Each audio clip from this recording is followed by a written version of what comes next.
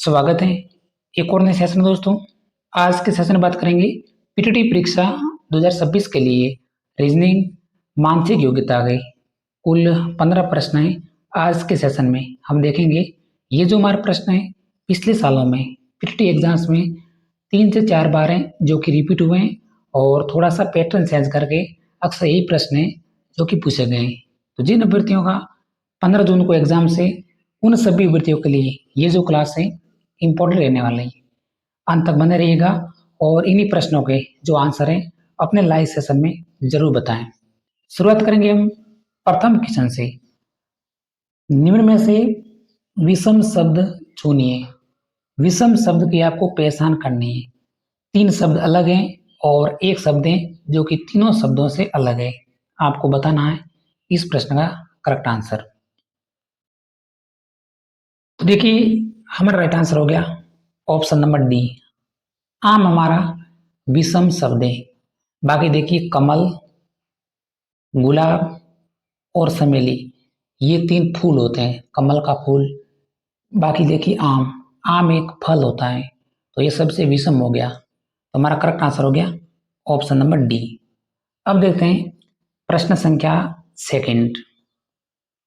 वैसे PTT exams में reasonings के कुल 50 प्रश्न पूछते हैं। कभी कभी रीजनिंग्स में मैथमेटिक्स के 5 प्रश्न हैं जो कि पूछ लेते हैं।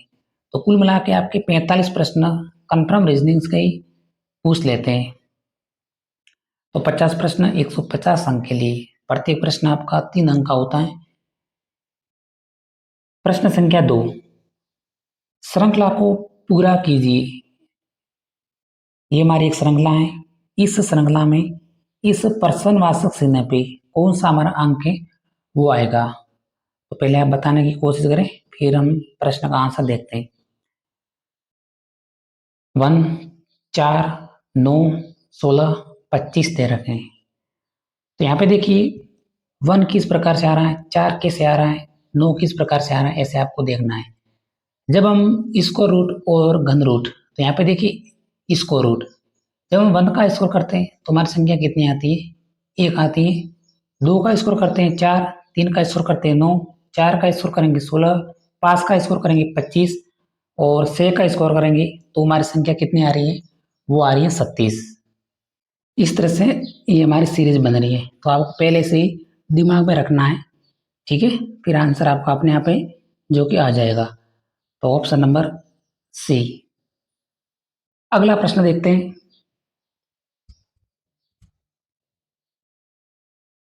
प्रश्न संख्या 3, निम्नलिखित में से कौन सा शब्द है जो कि अलग है। अलग है यहाँ पर विषय में डॉक्टर, इंजीनियर, शिक्षक और अस्पताल, 4 शब्द दे रखे हैं और पूछा है कि निम्नलिखित में से कौन सा शब्द है जो कि अलग है।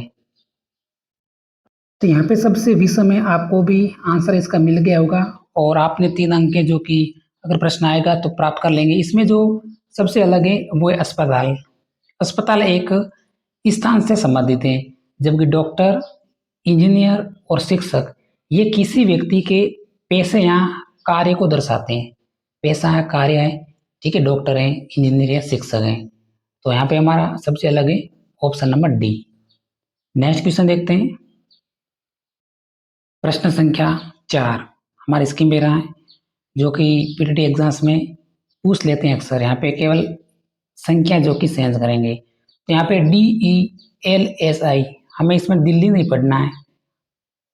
तो DELSI और अगली सीरीज के अक्षर दे रखें EFMIJ। इन सीरीज में जो संबंध बन रहा है वो आपको AGRA, इस सीरीज में जो भी संबंध बनेगा वो आपको आंसर बताना है। तो ऐसे अगर आपको सीरीज दिखाई दे तो आपको ये अक्षर देखना है सर्वप्रथम, इसमें ये डी को देखना है, फिर अगली सीरीज का इस ई को देखना है, उसके बाद ये सेकंड अक्षर देखना है, इस सीरीज का सेकंड अक्षर देखना है, फिर एल देखना है, फिर एम, उसके बाद यहाँ पे एच है, उसके बाद आई और अगली सीरीज का अक्षर अक्षर देखना है। तो इसमें आपको कौन सा अंतर है वो दिखाई दे रहा है। देखिए डी के बाद अगला अक्षर कौन सा आता है, ई आता है। आपको भी मालूम है कि डी के बाद ई आता है।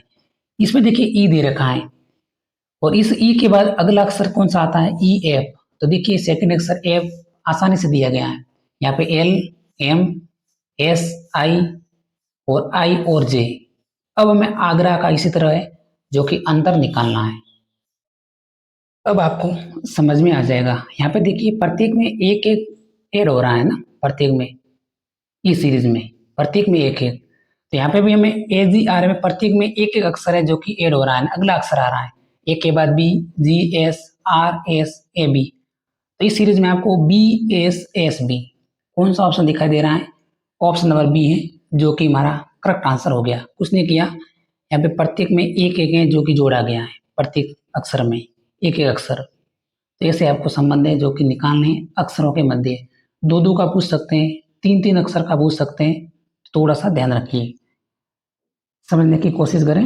अगला प्रश्न, प्रश्न संख्या 5। ये प्रश्न आपको बिल्कुल स्किप नहीं करना है क्योंकि ये बिल्कुल आसान सा प्रश्न है। एक बार आप समझ जाओगे रीजनिंग के प्रश्न तो आपका राजस्थान पुलिस कांस्टेबल है, केंद्र लेवल के कई एग्जाम्स होते हैं जैसे जीडी कांस्टेबल, उसमें भी रीजनिंग के प्रश्न पूछ लेते हैं।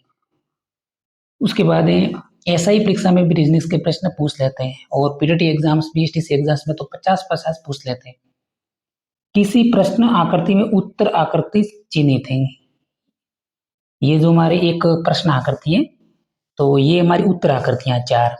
तो ये प्रश्न आकृति इन चार आकृतियों में से किसी एक आकृति में छिपी हुई है, वो आपको बताना है। तो इस तरह से केवल इस आकृति को ढूंढना है। यह डायग्राम है इस तरह से, वो इनमें से किसी में छिपा हुआ है। कौन सा ऑप्शन हो सकता है पहले आपको आंसर बताना है, फिर हम इसका बता दें। यहाँ पे देखिए ऑप्शन नंबर ए को देखिए, मैं इसमें ढूंढ के बता देता हूँ आपको, इसमें छिपा हुआ है। इसके अंदर थोड़ा सा यहाँ पे आपको देखना है, इसके अंदर छिपा हुआ ये बिल्कुल। बाकी इसमें तो देखिए गलत हो गया, इसमें भी नहीं है, इसमें भी नहीं है। तो सिंपल सा हमारा करेक्ट आंसर हो गया ऑप्शन नंबर ए। अब इसमें ऑप्शन नंबर ए ये भी है और ऑप्शन नंबर ए ये भी है, तो जल्दबाजी में आंसर ढूंढना है। डी हमारा करेक्ट आंसर होगा क्योंकि ऑप्शन नंबर ए इस आकृति में आ रहा है। तो option number D. Question number next देखते हैं, प्रश्न संख्या 6। 3 के विपरीत फलक पर कौन सी संख्याएं वो हमारी आएगी। 3 के विपरीत फलक पर देखिए, समझिए इस प्रश्न को। तो ऐसे आपको एक दो डायग्राम दिखाई देंगे, इसे हम घन भी बोल सकते हैं, पासा भी बोल सकते हैं, एक ही बात है। अब यहाँ पे पूछना है कि 3 के विपरीत फलक पर, इसके विपरीत फलक पर पूछा गया है। तो आपको एक ट्रिक है जो कि मैं आपको समझाऊंगा। एग्जाम में अगर प्रश्न आएगा तो आपका यह प्रश्न गलत नहीं होगा। समझिए, आकृति नंबर फर्स्ट, आकृति नंबर सेकंड, इन दो आकृति में आपको सेम संख्या पहले ढूंढनी है। डायग्राम फर्स्ट में सेम संख्या और डायग्राम सेकंड में सेम संख्या कौन सी आपके नजर में आ रही है, तो आप समझ गए होंगे कि 4 आ रहा है। देखिए इसमें भी 4 है, इसमें भी हमारी संख्या कौन सी है, 4 है।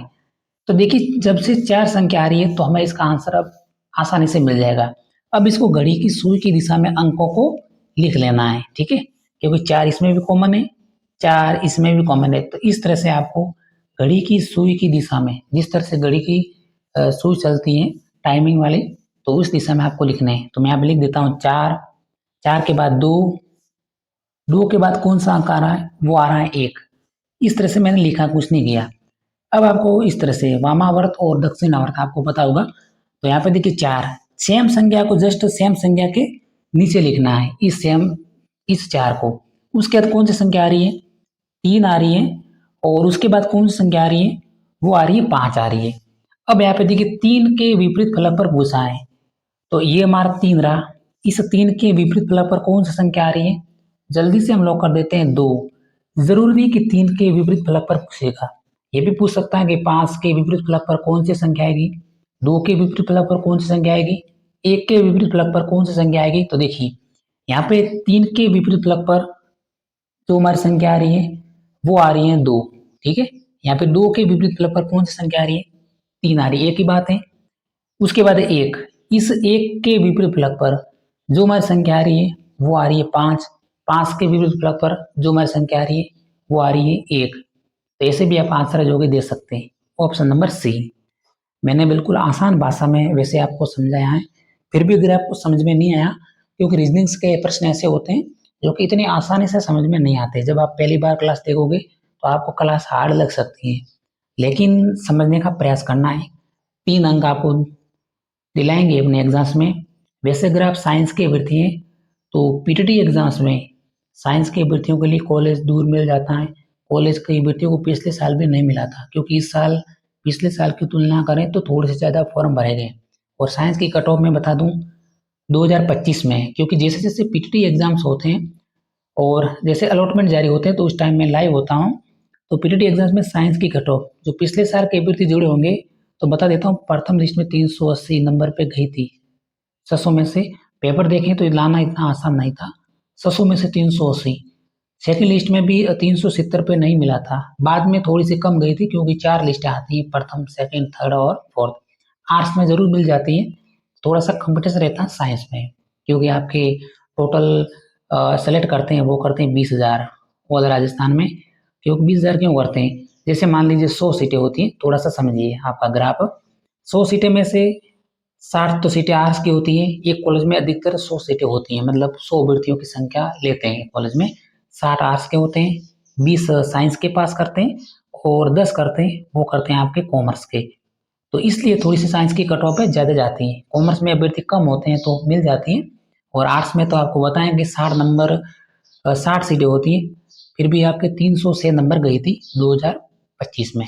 समझिए प्रश्न संख्या 7, कार्य जूल। अब यहाँ पे देखिए समझ में आ रहा है कि कार्य जूल। अब यहाँ पे कार्य का मात्रक क्या होता है, जूल होता है। तो दाब का मात्रक पूछा है तो आसानी से मैं आंसर हो गया कि सर पास्कल। दाब का पास्कल ही होता है, समझिएगा। शक्ति का वोट होता है और आवेश का होता है गुलाम। और आपको कमेंट कर देना है वोल्ट किसका मात्रक होता है। प्रश्न संख्या 8, विषम का चयन कीजिए। विषम का चयन कीजिए। 35, 37, 23, 19। ये तो बहुत बार प्रश्न पूछा गया है पीटीटी एग्जाम्स में। तो इसमें विषम कौन सा है?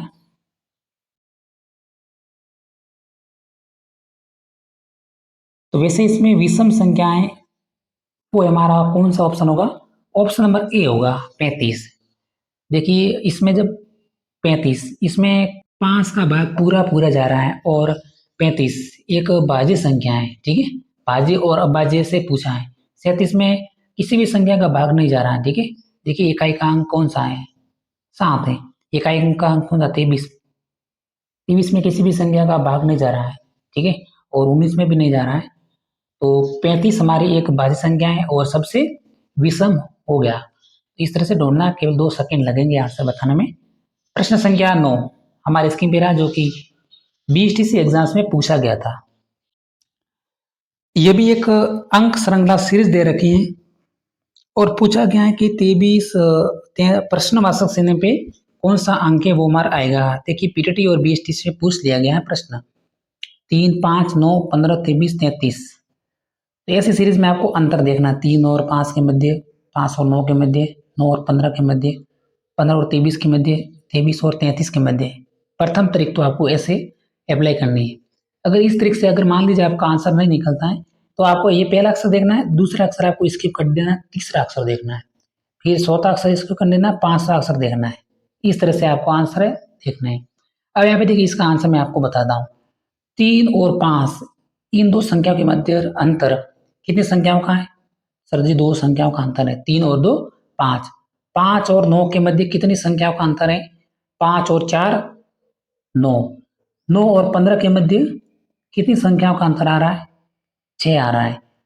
15 और 23 के मध्य कितनी संख्याओं का अंतर आ रहा है? 15 में से 23 में से 15 घटाएंगे तो आ रहा है 8। अब यहाँ पे आप समझ रहे हैं, आपके मन में एक प्रश्न आ रहा है कि देखिए 2 आ रहा है, 4 आ रहा है, 6 आ रहा है, 8 आ रहा है। यहाँ पे कितना आएगा? 10 आएगा। और यहाँ पे कितनी संख्या आएगा?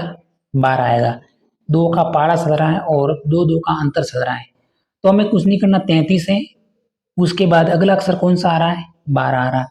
33 में 12 आपको ऐड कर देने हैं, क्योंकि देखिए जब हम 15 में 8 ऐड करते हैं 23 आ रहे हैं, 23 में हम 10 ऐड करते हैं तो 33 आ रहे हैं। 33 में हम 12 ऐड करेंगे तो हमारी संख्या आएगी 3 और 2 5, 3 और 1 4, 45। कौन सा ऑप्शन है? ऑप्शन नंबर बी हमारा राइट आंसर हो गया। ठीक है, ऑप्शन नंबर बी। नेक्स्ट प्रश्न, प्रश्न संख्या 10 जो कि हमारी स्क्रीन पे रहा है। रिक्त स्थान पर कौन सा अंक है जो कि हमारा आएगा इस प्रश्नवाचक चिन्ह पे। रीजनिंग्स में हल्के में नहीं लें और क्लास को स्किप नहीं करें। जो भी पहली बार जुड़े तो प्यारे साथियों हमारी क्लास को सब्सक्राइब जरूर करें ताकि पीटीटी एग्जाम संबंधी हर अपडेट सबसे पहले आपको मिलेगी। प्रश्नवाचक चिन्ह पे यहाँ पे 72 9 8 इसमें पहले आपको अंतर देखना है क्योंकि यहाँ पे पूरी सीरीज दे रखी है 72 9 8। तो यहाँ पे देखिए 9 का पहाड़ा आप 8 बार बोलेंगे तो हमारी संख्या कितनी आ रही है? 9 इंटू 8 72 या फिर 8 इंटू 9 72। अब यहाँ पे 45 किस तरह से आ रहा है? तो यहाँ पे 9 दे रखा है, 9 का पहाड़ा यानी 9 का गुणा कौन सी संख्या से करेंगे तो हमारी संख्या 45 आ जाएगी। इन ऑप्शन में से ढूंढ लेना है। देखिए 9 जब 9 का पहाड़ा 3 बार करेंगे तो 45 आ रहा है ना 27। 9 का पहाड़ा 5 बार बोल रहे हैं तो 45 आ रहा है। तो इस प्रश्नवाचक चिन्ह पे जो हमारी संख्या कितनी आ रही है? 45 आ रही है। 9 इंटू 5 समझ गए, 9 इंटू 5 करेंगे तो हमारा 45 आ रहा है। यहाँ पे 8 इंटू 9 करेंगे तो हमारी संख्या कितनी आ रही है? 72 आ रही है। तो कौन सा ऑप्शन हो गया? 5। प्रश्नवाचक चिन्ह पे हमारी संख्या अपने आप 5 आ गई। Option number C. प्रश्न संख्या 11। प्रश्न कह रहा है कि दी गई प्रश्न आकृति का जल प्रतिबिंब होगा। जल प्रतिबिंब और दर्पण प्रतिबिंब थोड़ा सा ध्यान रखना है। जल प्रतिबिंब पूछा है तो इस आकृति को आपको क्या करना है? उल्टा करना है। जैसे मान लीजिए ए का जल प्रतिबिंब इस तरह से उल्टा ए होता है तो इस आकृति को आपको उल्टा करना नीचे की ओर। ठीक है, तो आंसर आ जाएगा। जब हम इस आकृति को उल्टा करते हैं तो इन 4 आकृति में से हमारी कौन सी आकृति जो कि बन सकती है? आकृति नंबर सेकंड। उल्टा करके देख लीजिए जिस तरह हमने ए को उल्टा किया। तो ऑप्शन नंबर बी यही हमारी आकृति बन रही है। ठीक है, हाँ, ऑप्शन नंबर बी।